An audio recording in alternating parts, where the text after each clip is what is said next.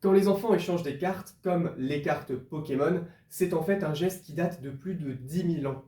En effet, à cette époque, au début de l'agriculture, ce n'étaient pas des cartes que l'on échangeait, mais des denrées alimentaires contre des animaux chassés.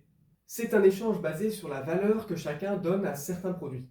Mais la valeur estimée d'un produit échangé est équivalente à celle de l'autre produit.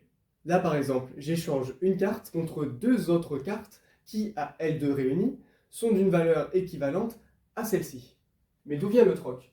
Il y a plus de 10 000 ans, les premiers villages apparaissent en Anatolie. Afin d'éviter les longs déplacements pour la cueillette, la culture des lentilles voit le jour. L'élevage, quant à lui, se développe, car il est moins coûteux en énergie que la chasse. Avant d'échanger avec d'autres groupes voisins, le partage s'effectuait à l'intérieur du même clan.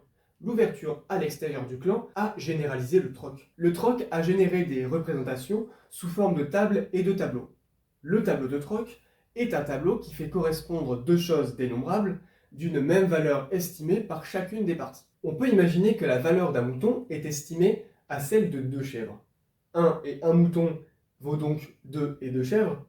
1 et 1 et 1 mouton vaut donc 2 et 2 et 2 chèvres. Et c'est à cette époque que l'on commence à compter avec nos phalanges, jusqu'à 60 avec nos deux mains. C'est la naissance du système sexagésimal.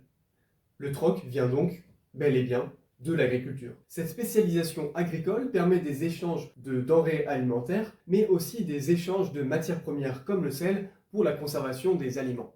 À partir de 3000 ans avant notre ère, en Mésopotamie, les minerais comme le cuivre et l'étain, puis le fer, l'argent et l'or, vont alimenter les échanges de troc et faire naître une nouvelle notion mathématique, la proportionnalité.